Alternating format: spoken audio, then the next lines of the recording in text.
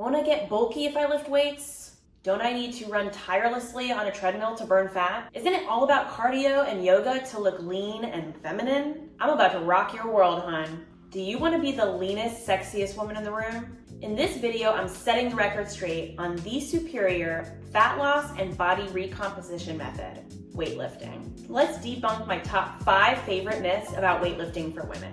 Once you banish these lies, you can finally overcome your stubborn weight loss struggle so that you can look banging in a bikini while feeling like a badass. Ask any bodybuilder how much time and effort they put into getting bulky, and they'll ask you how much time you've got. The detailed planning it takes to get bulky like that is so much more involved and deliberate than you're giving it credit. I assure you, if you don't want to get bulky, you won't. And if you do, you can. That is the beauty of weightlifting right there. It is the ultimate body composition molding technique. It's a personal customization tool. You can't spot treat fat loss, no matter how much we all wish we could. But you can spot treat lean muscle building, or bulky muscle building if that's your cup of tea. You just adjust your plan based on your body composition goals. You design your physique to your liking with pinpointed strategy. The outcome that you'll see is completely within your control. Form over weight. If your form is wrong, it's absolutely pointless to lift anything, especially anything heavy. Firstly, it's likely that you're going to hurt yourself. Second, you're not doing the thing that you're intending to do. Your body's muscles and joints work together kind of like a pulley system. That's why the placement of the parts of your body, where and how you hinge, where you hold that tension or squeeze, even just the timing of your lift, all determines which muscles you're working and how. Rotating a different way or pushing through a different place will alter the exercise you're doing and what muscles you're working. Like learning a new language. You can change the context of the sentence or the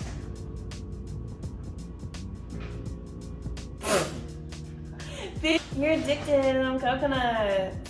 Dude, this is the best. It's the It's best. my favorite snack. They're the best. We love coconut. And it's like relatively harmless. If I wasn't trying to do keto, if I wasn't seriously. Think of it like learning a new language. You can change the context of a sentence or the meaning entirely by just changing one letter or the pronunciation of a word. Weightlifting properly takes practice, like anything else. So it's always a good idea to start with just body weight, practice form, and slowly move up in weight as you perfect the form of each lift.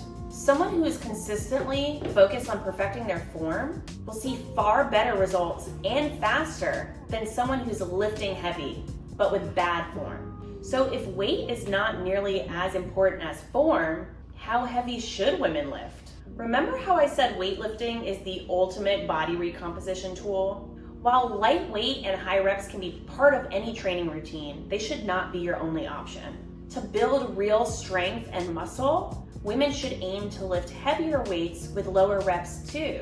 This challenges your muscles and helps them to grow, which in turn burns more fat. Because the more muscle that you have on your person, the more fat you burn even at a resting rate. Meaning, the more muscle you have on your body, the more fat you burn doing absolutely nothing at all. The best method to see results is what's called progressive overload. There are 2 reasons why progressive overload works. 1, because what gets measured gets managed. 2, because it literally progressively increases your strength in those measurable levels week over week. The best way to approach this method is to focus on form first. So like I said earlier, you can even start with as low as body weight. As you master the form of a specific lift with more ease, you level up in weights and or reps. So it can be either or both. A good range to know when it's time to level up is the first 1 to 7 reps should be a challenge, but not a struggle. You should not be able to breeze through 10 full reps of anything either. I don't know if you heard me counting, I did over 1,000. The last couple to few reps of your set is where you're really tearing that muscle fiber. And the growth and formation of that muscle is from the healing of tearing that muscle fiber. So these last 2 to 3 reps are where you push through that struggle without sacrificing form.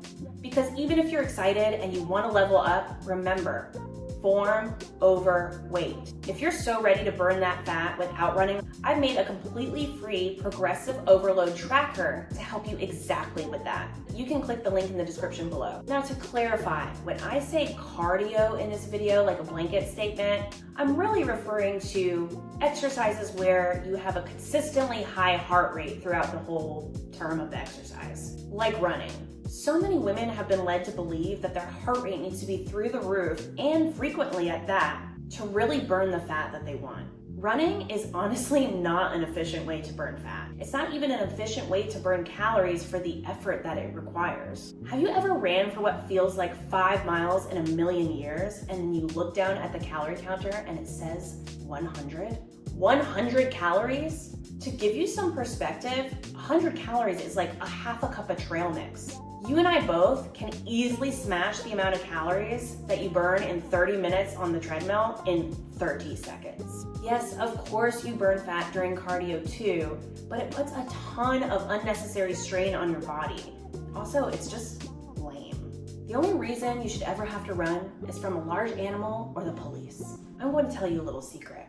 The only kind of cardio you really need on a weekly basis are already built into these 3 workouts. You have HIIT, or high intensity interval training. Basically, this is when your heart rate is fluctuating in quick spikes. My favorite HIIT workouts usually include some form of weight anyways, like dumbbells or a kettlebell. And 1 HIIT workout a week is fine. 2 is the increased heart rate that you'll feel during an awesome weightlifting session. Because trust me, it can get up there. You should shoot for 3 to 4 lift days a week, splitting them up by muscle group, and making sure that you give rest in between each muscle group, ideally at least 48 hours. And lastly, walking, especially in incline intervals. So that means something like rolling hills. If you have hills in an area nearby, you can use that, or you can choose that setting on a treadmill. It's also ideal to shoot for 10,000 steps a day. If you do those 3 things in conjunction with the right eating habits, you will watch the fat melt before your eyes. Let me be very clear about this. Weightlifting is for everyone, regardless of your age, gender, or fitness level. It increases strength and supports fat loss. You don't need to be young or have advanced athletic goals to benefit from strength training. In fact, strength training becomes more important as women age because it combats muscle and bone density loss, all while aiding in building your strength and mobility, things that we desperately need as we get older. It would shock you how much you're capable of lifting regardless of your age. And again, you can start with body weight. You focus on form and use the progressive overload method up to your comfort level, which can be any amount of weight. It's just based on you and your body composition goals. Once you start strength training, you'll realize not only does it give you the dream body you always wanted, but it changes you internally. You'll realize how strong you really are physically and mentally.